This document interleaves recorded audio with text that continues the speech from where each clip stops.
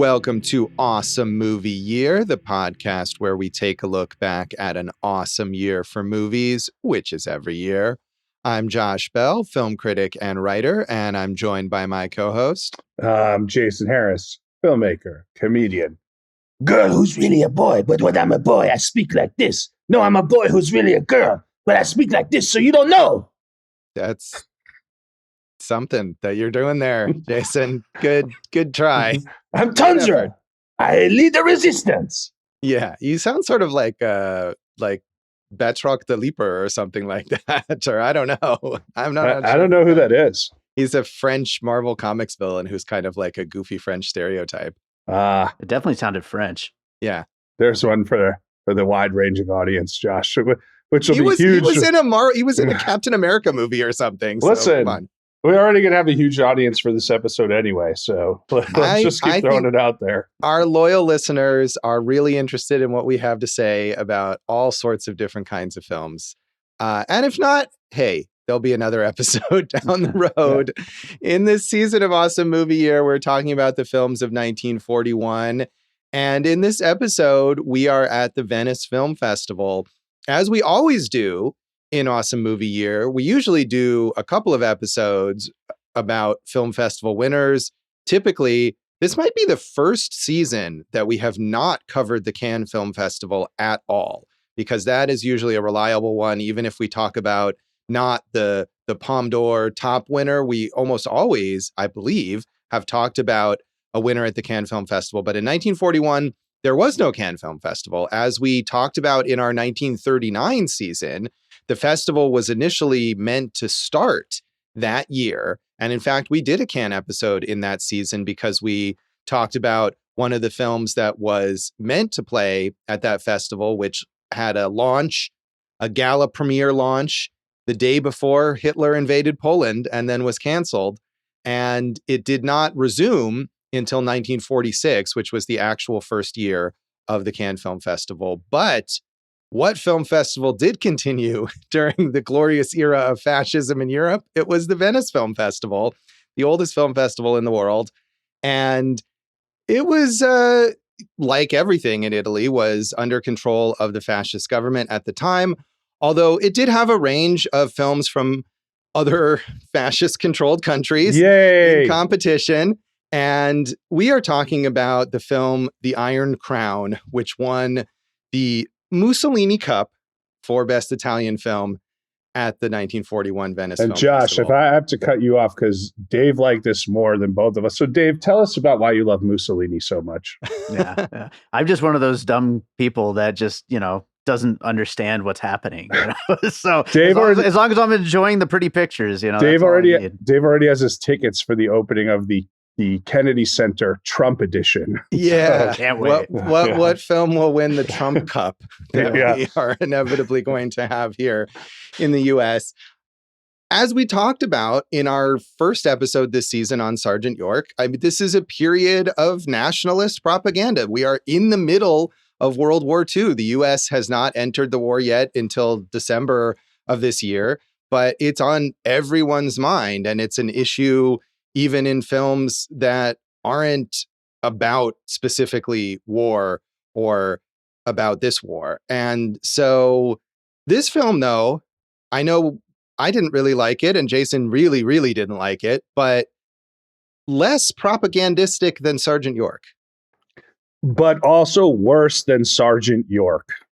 Yeah, I think I had put them about even. I mean, they're worse, or they're bad in different ways, I think. Here we go. More of the Il Duce excusism. Here we go. I mean, he didn't make the movie. He didn't even, they named the award after him, but I guarantee you Mussolini was not like at the film festival judging movies. I think he was probably busy doing other stuff. I don't feel bad that he got tarred and feathered. Let me just say that. I think we need to tar and feather more of our leaders right now. That's what we got to do, is just really, really get it out there. And maybe that'll get things back on track for us. I don't know. But in the meantime, we have this film, which is a sort of medieval fantasy film. It's not about contemporary Italy. It's not about any contemporary political figures. or even really historical political figures. It is, I think, theoretically based on some real people, but it's a completely fantastical story about this Iron Crown that is sort of, I don't know if you want to say it's cursed or it's blessed, but either way, it has these powers to sort of influence events. And it does that on this like fictional kingdom here where the king has been murdered by his brother who has usurped the throne. And there's a prophecy that he himself will be overthrown and that his daughter and his brother's son will fall in love and all of this stuff. It's a fairy tale, basically. Yeah, nothing says fairy tale like incest. You know, that is true. You read some actual fairy tales, I think there's a lot of it in there, truthfully. Yeah, there you go. Also, Josh, one of the earliest instances of nudity on screen for Italian cinema. Yeah, the earliest bare breast in an Italian sound film. So I don't know, maybe if Italian silent films were full of nudity, but you do. Like, I think I read that important trivia on Wikipedia before watching the movie, and I definitely was keeping an eye out for that instance and noticed it, but it's pretty brief. I remember you yelled out, "Titty alert!" Yeah, that's what I do when I'm sitting at home alone watching movies.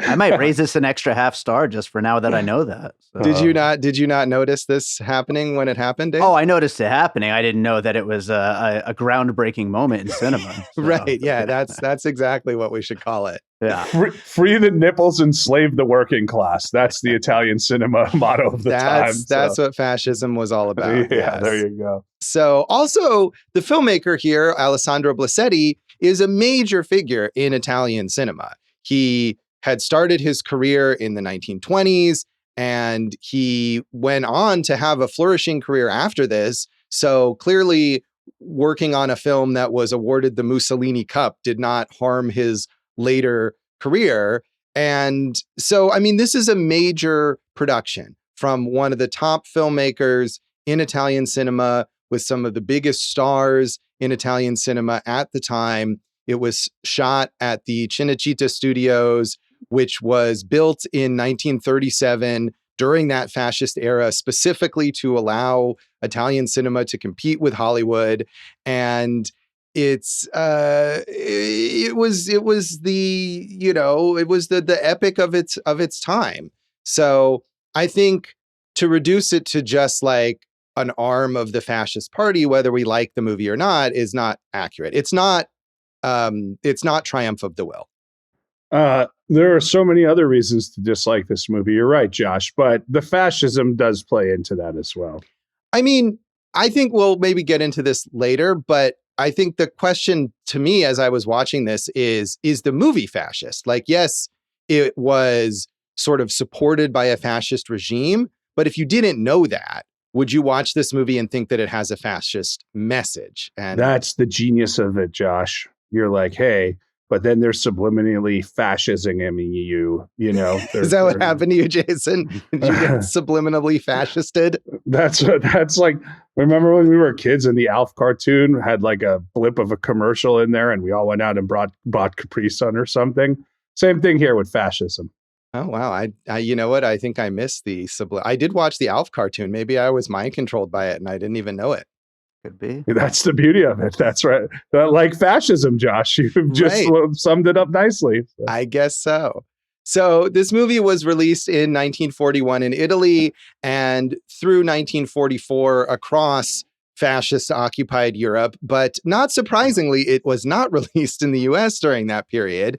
However, it was released in the U.S. in 1949 after the war. And unlike Jason, people in the US did not hold this Mussolini Cup thing against it generally.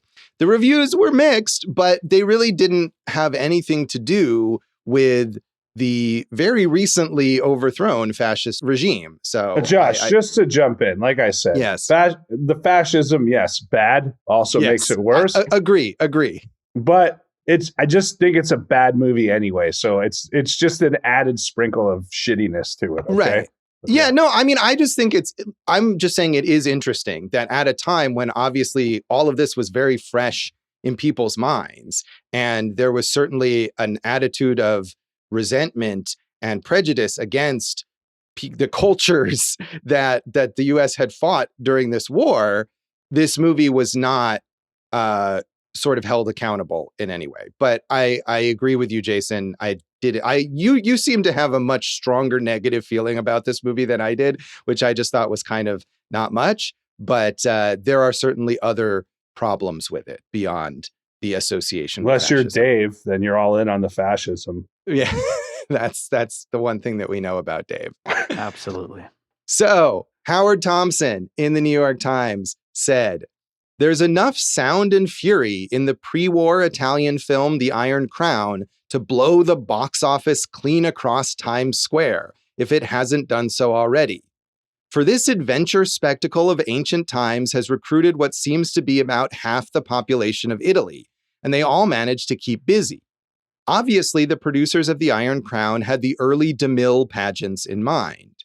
But the film wastes no time in dropping all religious overtones and comfortably settling in the old boy meets girl rut. In fact, The Iron Crown is just another romance, played against some magnificent backgrounds with more violence and bloodshed than usual. Some good acting would have made up for the wooden dialogue and the long, dull stretches, but the score in this department is around 0. The Iron Crown is right out of the attic." Yeah, and right into the war crime area of the world. Yeah, I mean, the action is boring. It's not good action. So that's part of the issue for me. You didn't even find the big tournament at the end kind of exciting at times? This was what was so frustrating about the movie. The whole movie is like, there's going to be a tournament. And I'm like, where's this fucking tournament already? Why am I waiting an hour and 10 minutes for this tournament? And then 10 minutes of just bleh. I didn't love it. I was just, by that time, I probably couldn't be rescued from this film, Josh. Yeah, I mean, although I don't agree with you. Like, you said this to me before I watched the movie, this complaint about how they spend the whole movie talking about the tournament and it doesn't get to it. But the tournament isn't mentioned for the first 30 minutes at least of the movie.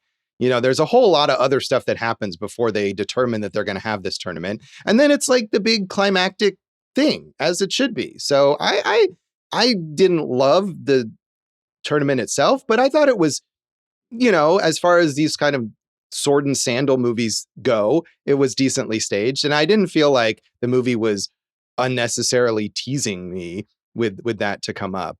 But you were just clearly annoyed by the whole existence of this film.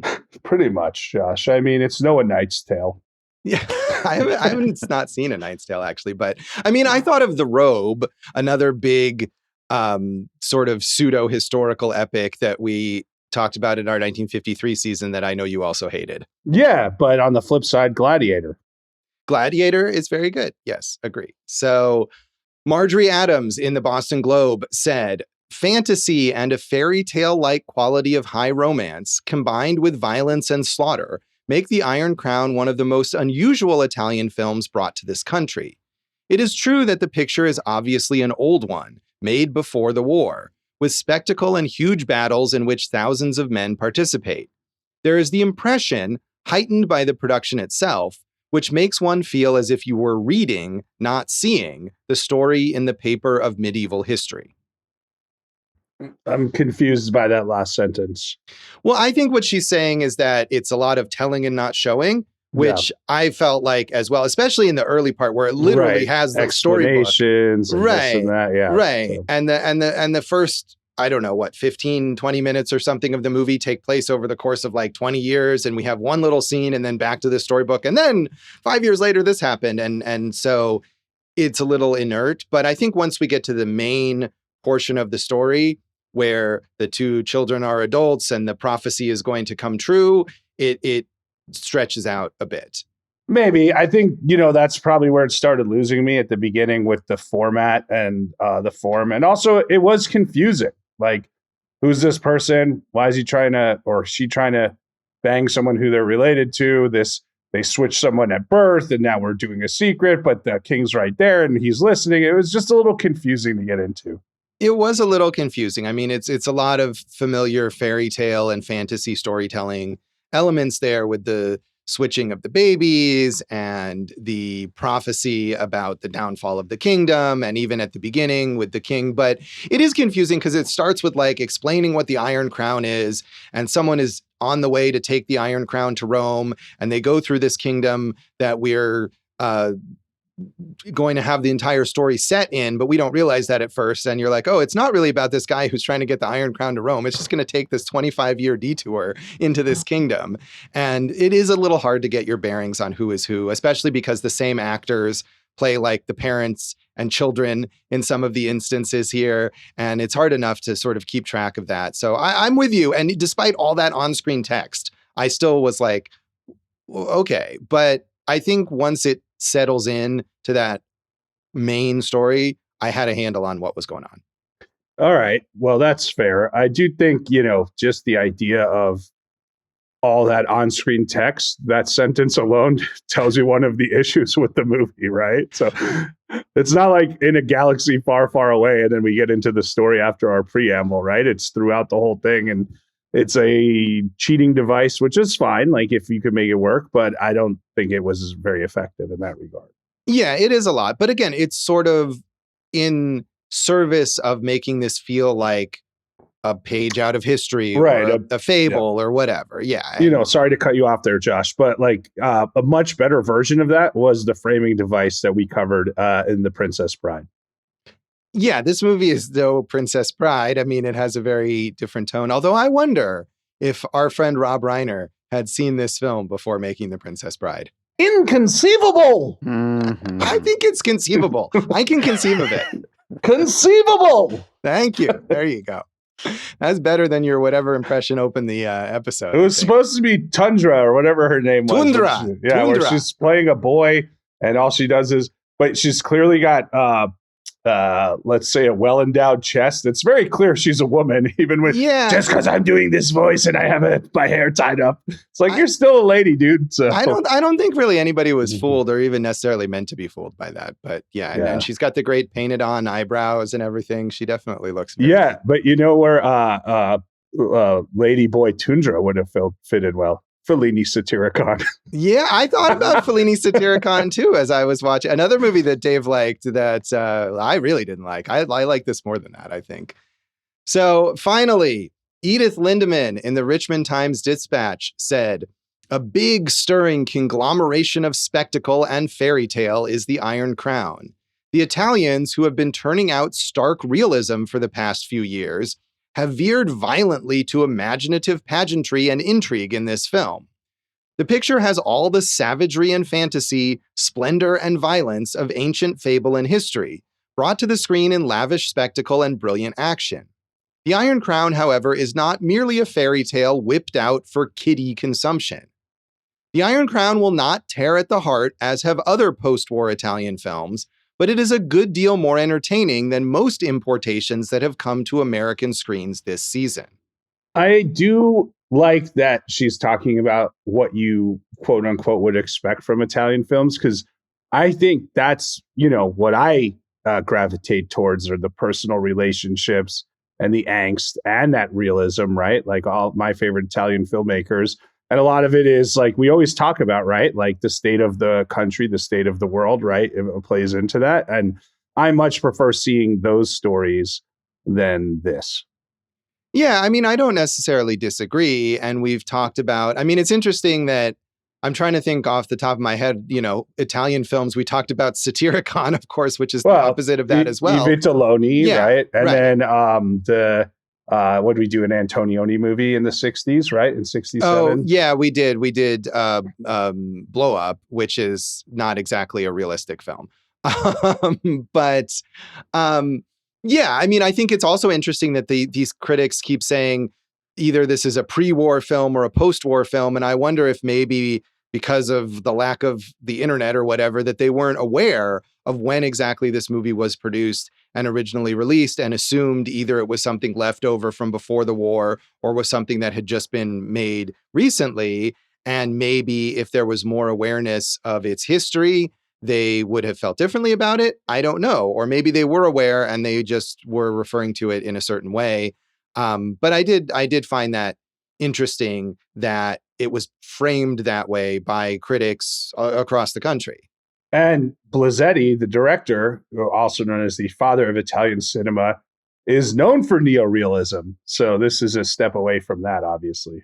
Right. I mean, and he tackled a lot of different genres in his career, but this is part of a sort of cycle of fantasy-related films that he made during this period. And it's not surprising that in the fascist era, they would be interested in maximalism. I mean, whether you like this movie or not, it's clearly this massive, grand production. You can see all the giant sets that they built at Cinecittà, the huge cast, as those reviews mention, like, and all of these people, even though we're not familiar with them, are major, major Italian stars that are in this film. So you can see what they were going for with that. Yeah, and I look back to a different genre that we covered in the 30s, when we kind of covered the Frankenstein movies, right? And just the way they use those big sets differently, I think, that's something I prefer. I don't necessarily think, yes, this was, like you said, maximalism, but other than maybe a few of those things in the tournament, I don't know how effective that was. Yeah, I mean, I liked that aspect of it. I mean, I thought it kind of dwarfed the storytelling and the characters, but I thought when you mentioned the 30s, you were going to bring up Gone with the Wind, which is also, of course, very maximalist and problematic, as we discussed, and has these beautiful, sometimes lovely, artificial looking sets. amazing looking film. Yeah. So I think this looks good. And it probably would look better if we could watch it not in a dodgy online stream, which is how we had to see this film, because it has not, as far as I'm aware, I don't know if it's ever been released in any official form in the US. Maybe at some point on home video in the far past, but not now. And so if someone ever wanted to give this a restoration, if, Criterion wanted to put out a box set of fascist era Italian films or something, it would probably look better. Yeah, Josh always finds the tougher movies for us somewhere online. And Josh, because he is a loyal subscriber to Rumble, the right-wing YouTube channel, was able to find this for us on Rumble today. Yeah, it's not a YouTube channel. It's a separate platform. Platform, right. Exactly. Yeah, and unfortunately, you can find it in a lot of places, but the only way I was able to find it with English subtitles so that we could understand it was in that particular location. And I don't know if the Fascist Association was the reason that it was there, but that's where you can find it if you have any interest in watching this film. Well, Josh, obviously, as the right-wingers tell you, they're clearly not fascist in any way, shape, or form. So clearly that's not the reason it was there. They just love sword and sandal epics, I think, is really all that it is. Yeah, so state-run programming. Yeah. Obviously, we had not seen this film before. I don't think I've not seen any, even though Blasetti is this father of Italian cinema. I was looking up his other films, and I don't know that any of them were available readily to watch here in the US. I thought I could try to watch another one, but it seems like he's not one of these filmmakers who's, even in his non-fascist era films, who's made an impression here. But Dave, do you have any favorite Italian films that you've seen before this, other than our awesome movie year films, Satyricon? Yeah, actually, now I'm drawing a total blank. I'll have to think of something for the final segment where we're talking about, influence and all that. But yeah, I'm not sure. But I did like this though for what it is. Yeah. I just wanted to get some input there from you. Yeah. But Jason, anything else you want to say about the background of this film? Do you want me to recommend an Italian film we haven't covered on the podcast? Sure. Yeah. I mean, I was just asking Dave because you talked about you and I talked about several, but do you have a... Yeah, I mean, and I probably mentioned it before. I just mentioned Antonioni. I mean, The Conformist is an amazing movie that, every year now with 37 different Hitman movies out, watch The Conformist. It's an incredible looking film too. So that's my recommendation. All right. I have not seen that, so I should certainly watch it. We will come back then and talk some more of our general thoughts on The Iron Crown.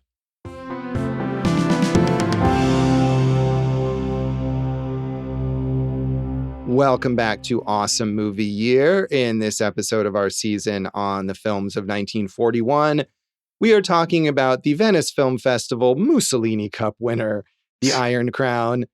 Maybe the most obscure film that we've talked about. I don't know. It's up there. Yeah. And I mean, we'll have a few more coming up this season that are also obscure. So we are really running the gamut. We've got some of the most famous films of all time this season. And as we just had in our last episode, and more to come, and some very, very not famous movies. So I mean, much like Trees Lounge, Josh, we're just discovering pieces again here. Yeah, I think Trees Lounge is more widely seen in the US in 2025 than this film is. I mean, we've definitely, Cemetery Man, we've covered some deep cuts. That's a cult classic. I mean, I'm thinking of stuff like just like Punk in London, right? Just fairly recently that no one is really very familiar with. The things that have fewer than 100 or views on Letterboxd or something. I don't know if that one does, but anyway, I do think it's, like I was saying before, like this is the time of nationalist propaganda cinema. And I think it's interesting to look at it from the opposite perspective of what we talked about when we talked about Sergeant York. Yeah, no, I agree with you. I mean, that's going to be a big theme this season. And that's what we're always looking for, like the kind of patterns of the year and, those giant themes that play out. And like I said, we have more coming. So look, I think, if you want to put it with Sergeant York, the biggest issue for both of them is that maybe it's the propaganda overtaking the actual story as opposed to like just making a good movie and sprinkling in propaganda throughout. So I don't know, just didn't work for me. Yeah, I mean, but again, I wonder, like, I agree with you on Sergeant York that it does feel that way. It was clearly a movie made to encourage people to join the war effort, even though the U.S. hadn't entered the war yet. And it did do that, as we talked about. But in this movie, I feel like I would not have thought of this as propaganda or as a nationalist thing if I had not been aware of its history. It just comes across as a kind of stilted, yes, kind of bloated, yes, fantasy history epic. And I think it's got a lot of flaws, but that to me is not one of them. Do you think it became, besides winning the Mussolini Cup, was this because under fascism, like these are almost state-funded pieces, and that's why it became such a fascist rallying point of a film? Yeah, I mean, I don't know exactly what the source of financing was for this film, but sure, I think that is very possible. And again, Cinecittà itself was built with support from the state as a sort of way to bolster the Italian film industry, and it's under the fascist government. So sure. I mean, I'm not saying that there isn't an influence there, but I think the film on its own as a story, as a piece of cinema, doesn't make me think that. Where you watch Sergeant York, and even if you somehow didn't know when it came out, it's clear what they're trying to do with that film. And I don't think that's the case here. Yeah, I agree with you. It's definitely not clear what they're trying to do with this film. Fair.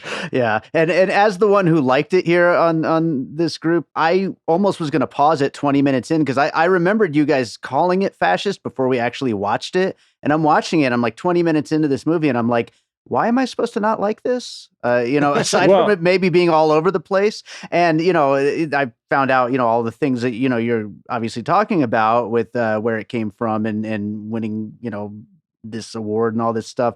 But as far as what happens on screen, it's just a silly adventure movie that maybe isn't great, but it just is what it is. But yeah, Sergeant York, from the opening of that movie, it's immediately like rah, rah, rah. And that's gross, Well, we're clearly missing something. There is a disconnect here because Mussolini described this film as the dawn of the fascist film. So there has to be something if he's saying like, hey guys, this is what we're doing now. Go fascism, go fascist movies. Like, so what is the thing that we're missing that makes this such a fascist movie? Is what I'm wondering, other than the fact that I don't like it. Right. I mean, it is about a destined leader and things like that probably Mussolini viewed himself in that light. Right. But I feel like there's the only way to save the kingdom is with this guy, that type of thing, and religion and the state are one, all that. Yeah, but on the other hand, like that's every fantasy movie going forward to today. And I mean, I suppose you could make an argument that this whole genre is fascist, and people probably have made that argument, but I don't think that it sets this particular movie apart as the fascist, fantasy historical movie in contrast to other movies in this genre. Well, I definitely would not make that argument. That's a generalization that kind of ruins your point if that's what you're arguing, right? So I just think there's something here that must be specific to why the fascists loved it and also said, like, hey, this is the example of the fascist film, whether it was that kind of chosen leader who has to save the kingdom or whatever it is. I don't know, man. So you don't have a thought on what specific element that would be? I mean, I think it's the combination of the state needs the right leader for the success of the, otherwise we see what happens. The kingdom's in turmoil and everyone's warring with each other. So maybe that's part of it. I really don't know, Josh. So, And on the other hand, I was thinking, the storyline here is that the bad guy, the leader that we're meant to hate and want to see overthrown, is the one who ruthlessly took control, right? He killed his brother, the brother who was trying to be merciful to the people that they conquered. He kills his brother and then is the opposite of merciful, like enslaves all these people. And I feel like, from my perspective, I would look at it as like, that's the fascist guy, but that's the guy we're meant to hate. I was also wondering if, maybe like a Trump-like figure, he's just kind of posturing because it's, a great movie, or at least it was at the moment, people loved it, and just acting like, yeah, that's a great American movie. That's something Trump would say, that's what he's saying about his movie. Well, yeah, I think that's true. That I think that is, there's the tendency of right-wing people to want to claim pieces of culture as belonging to them, even if it doesn't. Right. I think combining those 2 points of like, see, we had to rescue you from yourselves. We did this for you, right? That type of thing. And then obviously the implication of religion as a necessary part to get the kingdom to where it needs to be to keep the people in line is a very right-wing element of our lives as well. Yeah, although I feel like, again, as one of the reviews said, the religious element is kind of downplayed here. It's called the Iron Crown, Josh. Right. And they say that the crown is, what is it? It's made from the nails on the cross. Jesus. Right. Yeah. But then they don't mention that again. And really, the Iron Crown functions as a very non-Christian, like pagan prophecy kind of symbol. Yeah. So I don't know about the religious aspect either.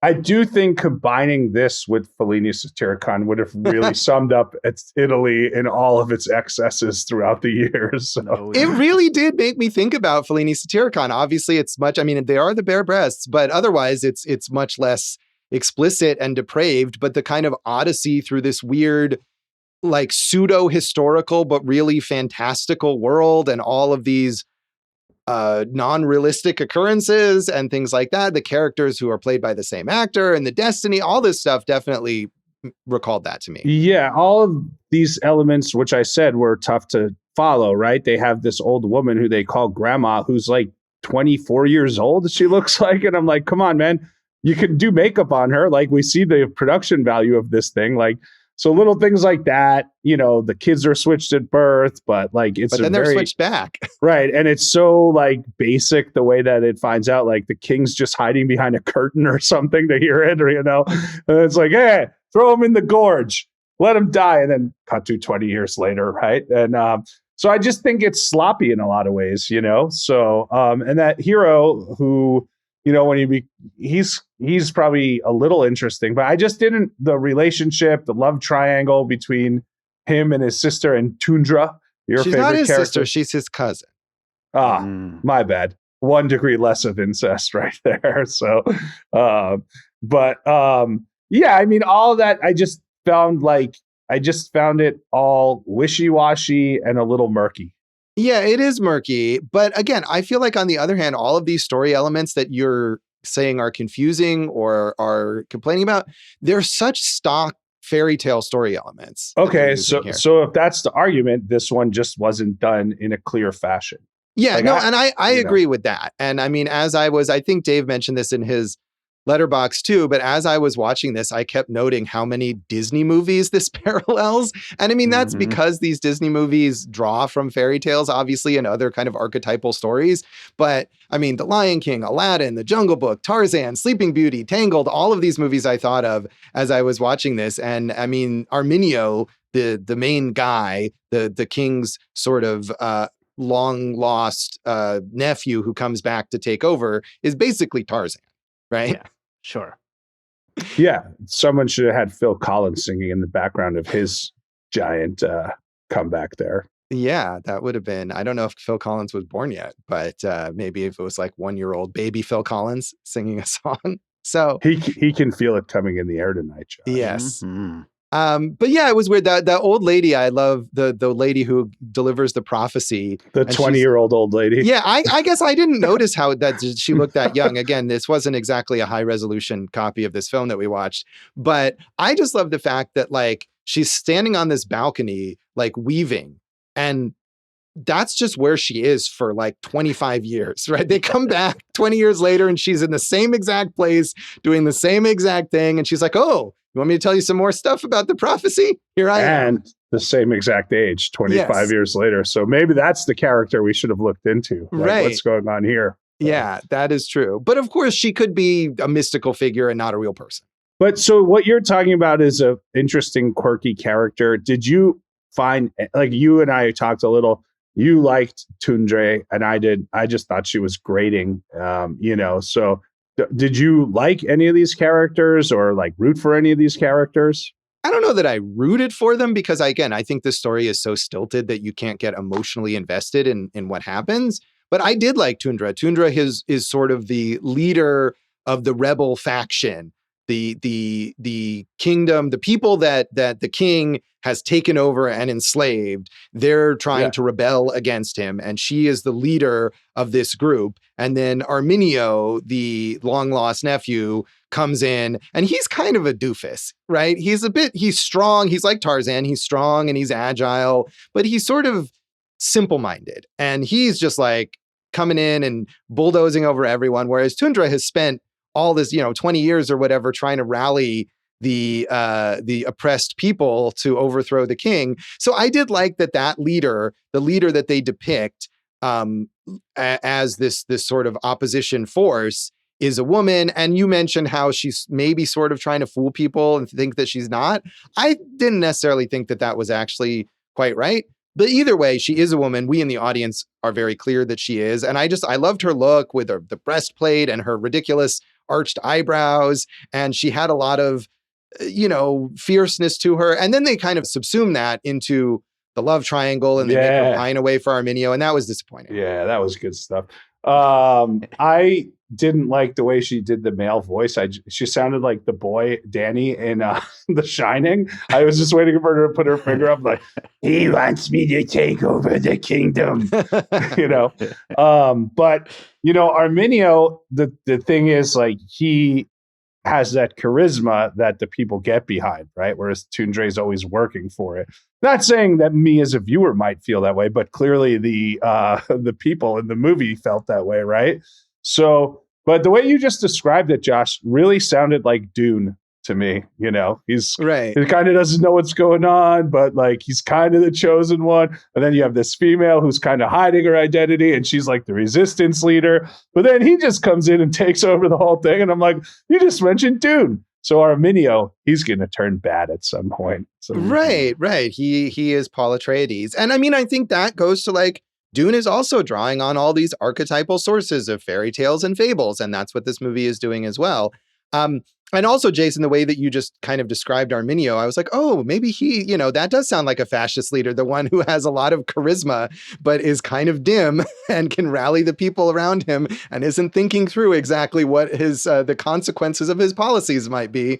I mean, at the same time, they did banish him to a gorge, True. So that was like kind of his, he had to just come back and mess people up. And I'm all for that. Yeah. And he weirdly thrived in the gorge and didn't seem to be particularly unhappy having grown up amongst the animals in the gorge with no other humans around. He Hakuna Matata his way right through there, Josh. He really did. You mentioned The Lion King. That definitely had some elements there with that. So yes, indeed. So Dave, you liked this.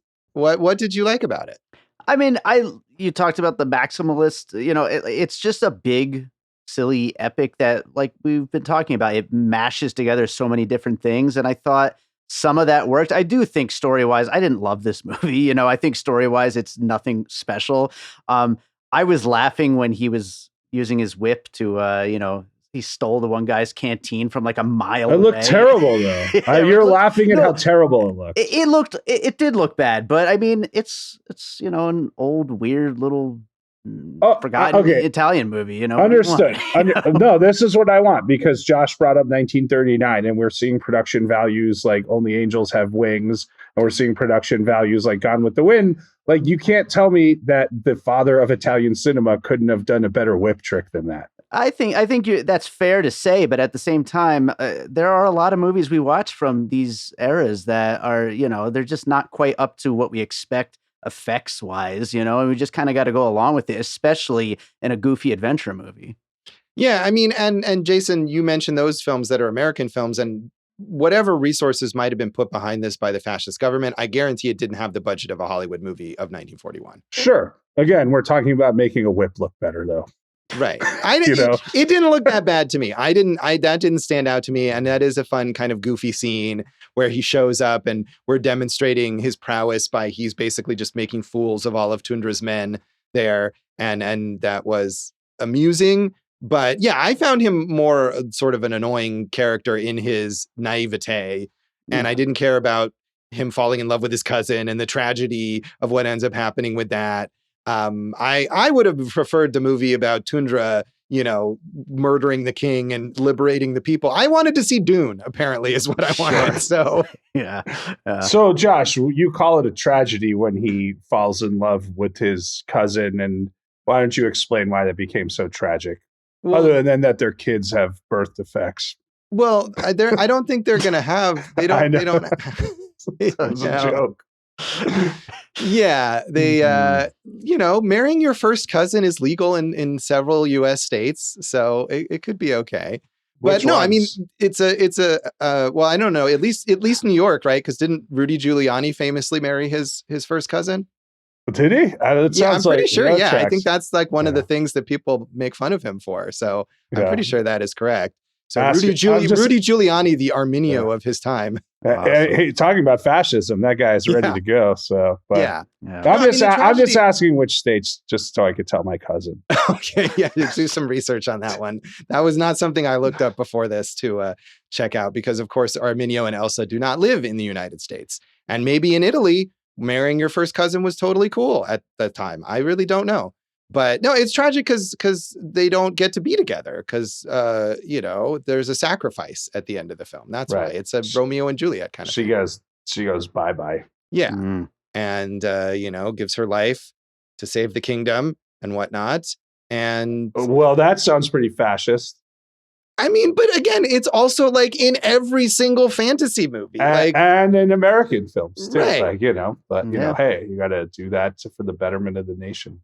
Yeah, so I feel like all of those elements that we could cite as fascist are just storytelling elements of Hollywood fantasy spectacles. And, can they be claimed as just, again, going back to what Dave said, like, could Donald Trump decide that, the Marvel Cinematic Universe is now right-wing art because it's popular? Yeah, but that doesn't mean that it was produced for that purpose. Don't give him ideas, Josh. I wanted to mention a line that I loved when the king, he's getting that crab toy for his daughter, and the person who made it says, 10 craftsmen worked to build this toy for your daughter, and then we blinded them so they could never make another. I thought that was great. How terrible and fascist of them. Yeah, but that was pretty badass. And that toy was creepy as hell. Like, no child. Well, she's not a child anymore at that point. It's going to be her wedding. But still, like, nobody wants that. And I did find that interesting because earlier there's the scene when Elsa and Arminio are children and they're still both being raised by the king as if they're siblings. And he's like, he catches a bird And he's like, oh, the bird will sing. We have to gouge its eyes out so that it will, warble basically in horrific pain or something. Like, what is up with this movie and blinding people violently? 10 hard workers made this toy, and then we blind them so no one could have it ever again. Let's take money and food away from the poor people and then advertise Tesla on the White House lawn. So, that little crab toy is the equivalent of a Tesla, is what you're saying. Yeah. Should we rate this movie out of 5 Mussolini Iron Cups? Crowns? 5 Iron Crowns? Yeah.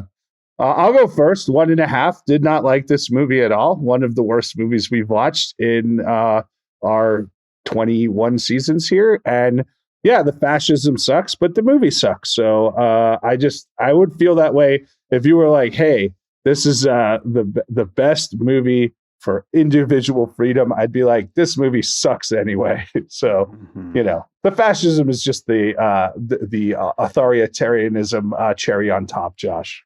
Yeah, I mean, I give it 2 out of 5 Iron Crowns because I didn't think it was good, but I think I had less animosity toward it. But it is just kind of a mess. And I think if you're looking for an example of this kind of filmmaking, there are better examples from this period from Hollywood or probably even from Europe.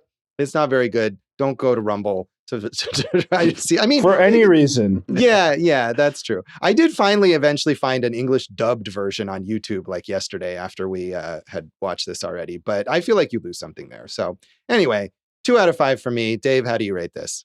I'm giving it 3. I did not hate it, but it's also not great.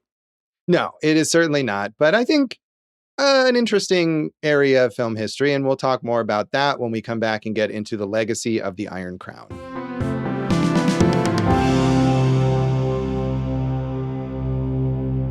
Welcome back to Awesome Movie Year. In this episode of our season on the films of 1941, we're talking about Venice Film Festival Mussolini Cup winner, the Iron Crown. And we keep mentioning that award and the film festival itself.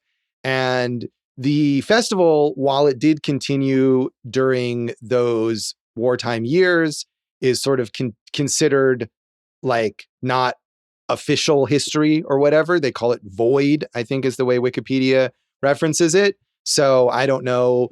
On the one hand, I was thinking like, well, if we had a, retrospective of all the Venice winners, they would leave this out. But according to IMDb, at least, and I couldn't find any more info about this, the movie showed again at the 1987 Venice Film Festival, presumably as some part of historical celebration. So I feel like this movie as a movie is still like has not been tainted with fascism so much. Yeah, I think you're right. It's interesting now because Venice is just such a, red carpet scene and be seen type launching point.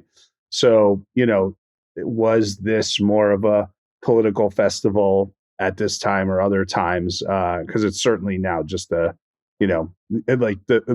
film festival for influencers type thing.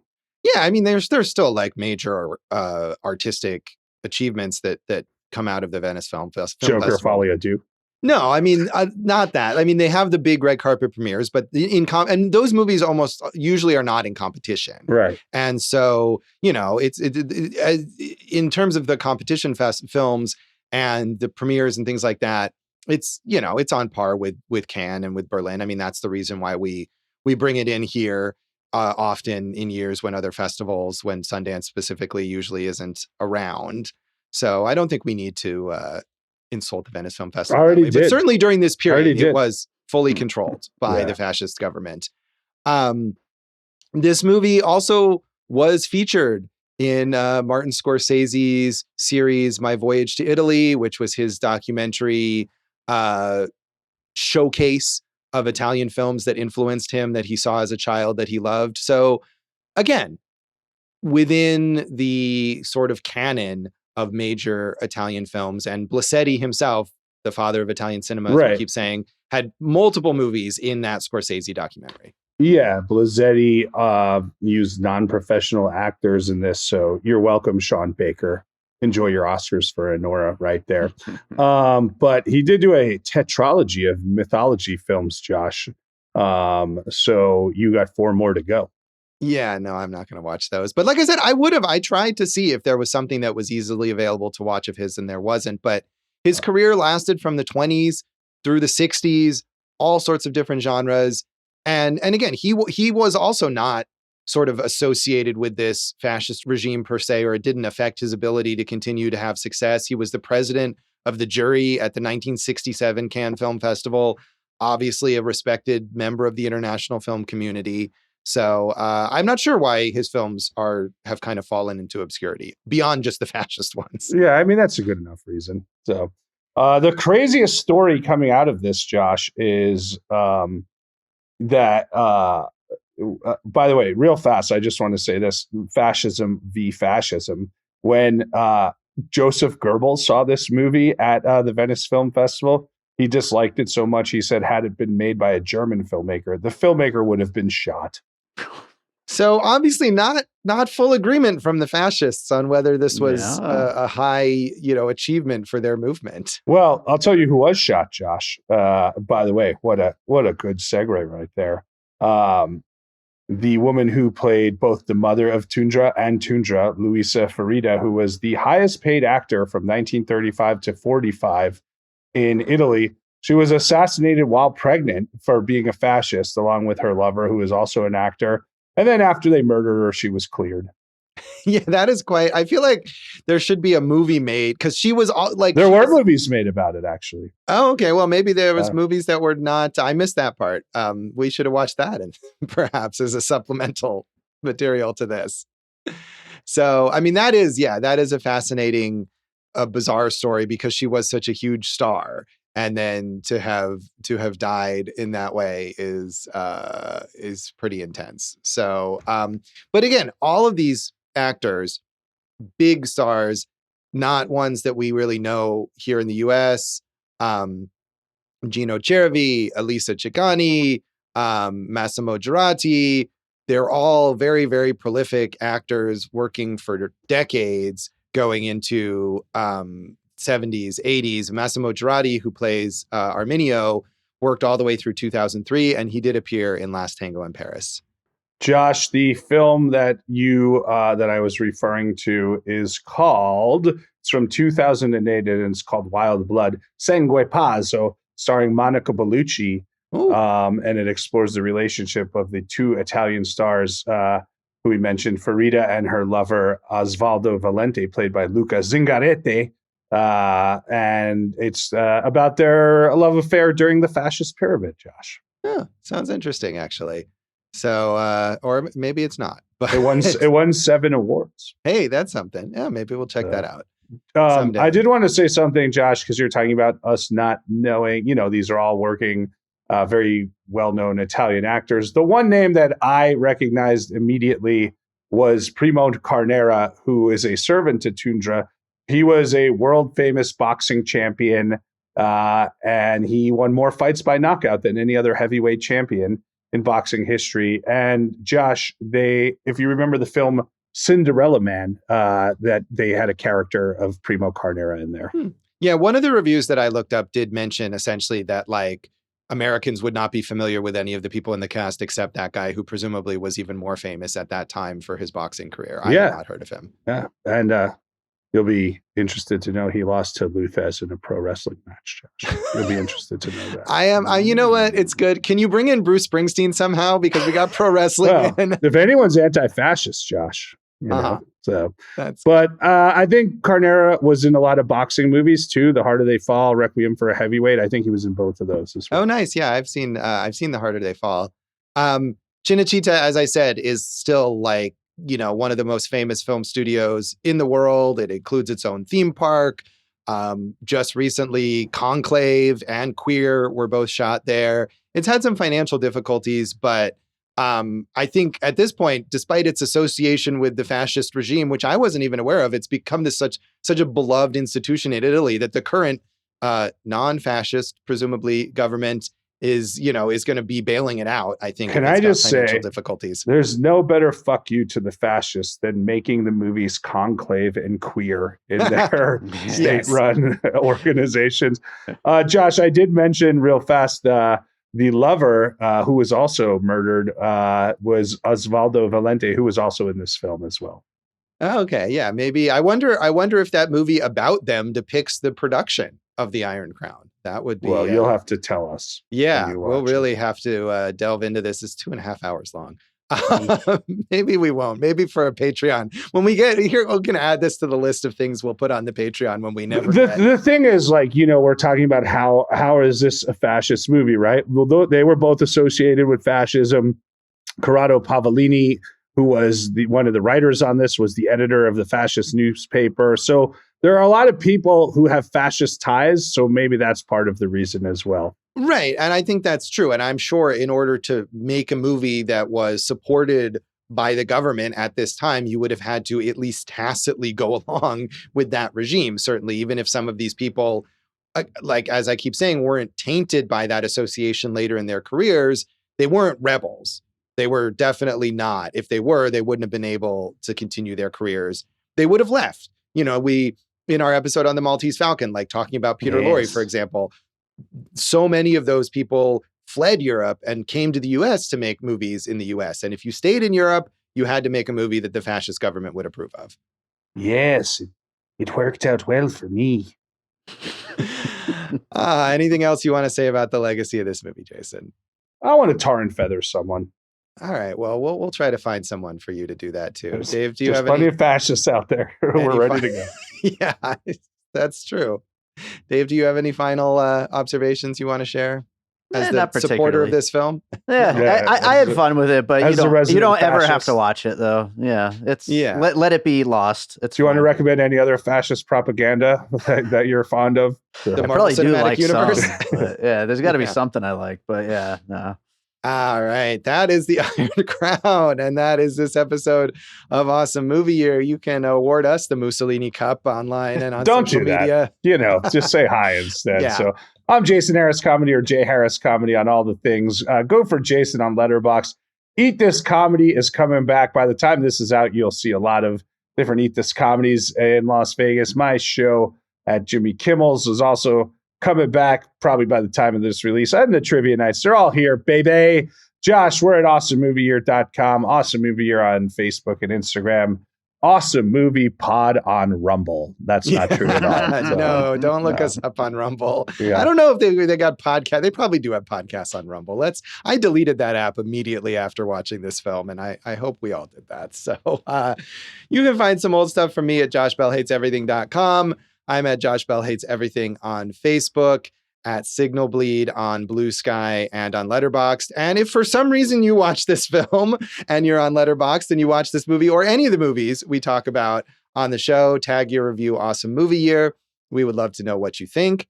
And check out our producer David Rosen's awesome podcast, Piecing It Together. Check out Piecing It Together wherever you listen to podcasts. Follow us on social media at Piecing Pod. And I believe the week that this episode goes up, I'll have 3 weeks in a row of live shows. So check out Piecing Pod on all the socials to find out where those are. Yeah, you can. If you're in Vegas, go see Jason, go see Dave. I mean, I'll be at home. I just went to Dave's last live show.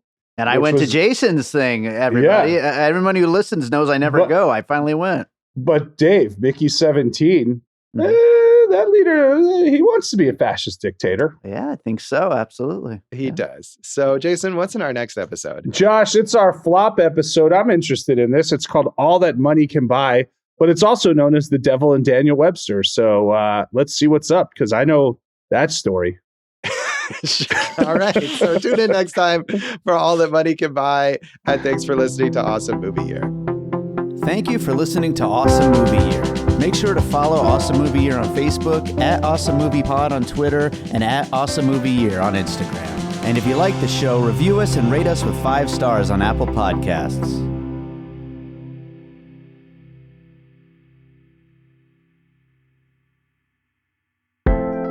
An All Points West production, produced by David Rosen in Las Vegas.